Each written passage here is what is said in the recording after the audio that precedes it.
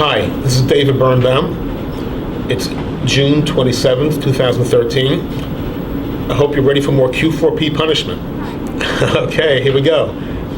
The focus of today's discussion is past, present, future, and context. So, man of reason, woman of reason, seek answers to fundamental questions regarding past, present, and future. And of course, regarding context as well. Past, present, future. Past. Where did we come from? What are the origins, eternal origins of our cosmos? And of course, of our universe. Present. Who are we? What is our place in the cosmos? What is our purpose? How does our level of consciousness fit into the overall scheme of things? And then future. Is there a teleology, meaning a purpose, an end goal for ourselves, for our lives, for our civilization, for our cosmos? These are big, big questions, and we're going to answer them. And finally, the wraparound context. Is there a unifying dynamic to the entire cosmic order? We think big, we ask big questions.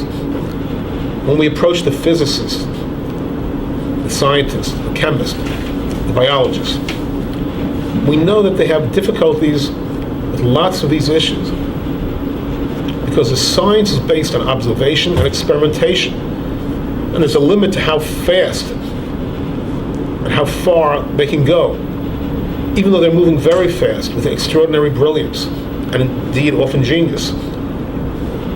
It is still not at the point where hard science can answer with conviction almost any of these fundamental questions. At the other end of the spectrum is religion, which seeks to answer all of them and does often put down its position on all these issues. Somewhere in the middle is philosophy / metaphysics. Ideal metaphysics, concepts beyond physics, but more grounded in logic and deductive reasoning as opposed to religious dogma. Even though on a personal level, I do embrace a religious approach myself. That's a personal matter. We're doing on a grander level. On a grander level, I need a lean, mean matrix to deal with these issues. It's a guide to my life, and it's a guide to my children's lives. And hopefully, it does not contradict the religious theology that I embrace in my personal life, which again, is not the issue here. Summa is written neutral. It can be embraced by a non-religious person or a religious person. Okay. So, basically, metaphysics deals with more logic and observation than necessarily religion does, but is not as demanding regarding full-scale experimentation as physics is, as chemistry is, as biology is. Metaphysics looks for aesthetic elegance. It should resonate well. Okay, so we propose that one little concept, one little creative concept, my own little Q4P, which stands for Quest for Potential, infinitely iterated, works across all these issues, across all these fields, across all these questions, and that's its great power. That it seems to be the missing plug in all these key issues. And since it solves all of these issues simultaneously, we have to take it seriously. Again, on my personal level, traditional Judaism, I show how the concept does dovetail nicely with concepts from the Torah, from Lurianic Kabbalah, and from the Baal Shem Tov, the founder of Hasidism. But that doesn't prove it. It just means that it works well, and if anything, it elevates the authenticity, from my perspective, of the Torah, etc.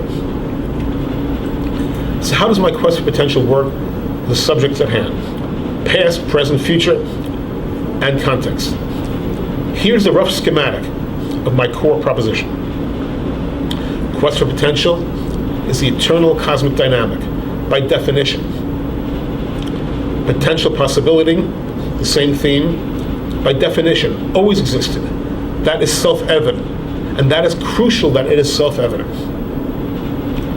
Once it is self-evident, we can try to deploy it across the gamut of issues, because we do not have another eternal concept to play with. We're down to one.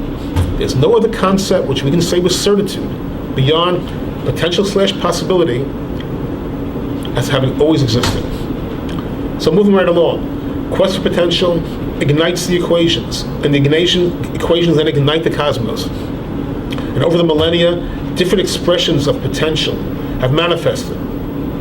So for instance, in the zone 65 million to 248 million years ago, the dinosaurs may have been the maximum optimum potential which the cosmic order could craft for our planet at that point in time. In the present, at our planet, at this point in time, presumably humans, with all their flaws, are the optimal potential expression of the cosmic drive. Meaning that you and I are hopefully the corporeal embodiment, the optimal cosmic potential. So we better make good use of this situation. And our purpose on an individual level is to play at our own individual potential within the constraints of our own talent, individual talent basket, and our environment. And at the same time, minimally infringing on the potential of other entities. So, the quest for potential has three basic nested components. They nest within each other. The first is survival. The second is playing out and optimizing the various array of potentialities one is blessed with within our particular context, and iterated periodically. And finally is extraordinariation, whether on an individual level, or a civilization level, or a cosmic level, to strive for the extraordinary, if we have that opportunity. And the third in the nested sequence, future. What is the teleology? What is the end goal? The end goal, again, is to optimize potential within potential, shooting for extraordinariation. This applies on the human level, the civilization level, and on the cosmic level. Do not accuse me of not thinking big. I will strike back. Finally, context. What is the all-embracing, unifying concept? You know the answer, and you know my answer, my proposition. To me, the concept works. It's a simple, single, solitary, eternal concept, the only eternal concept. It is simple, but it is complex. It's exactly in the Goldilocks zone. Simple but complex. Not too simple and not too complex. Simple but flexible, and supple enough to handle the key fundamental issues that we all face. In future tapes, we delve into different aspects of this, different ramifications. But in conclusion for this tape, we respect science, we respect religion, we respect academic philosophy. But there's a big aching need for a paradigm, a matrix, which works, which can, so to speak, deliver the goods, actually deliver the goods in an intelligent, elegant, convincing manner across the gamut of issues. A construct which takes us beyond the boundaries of areas which are testable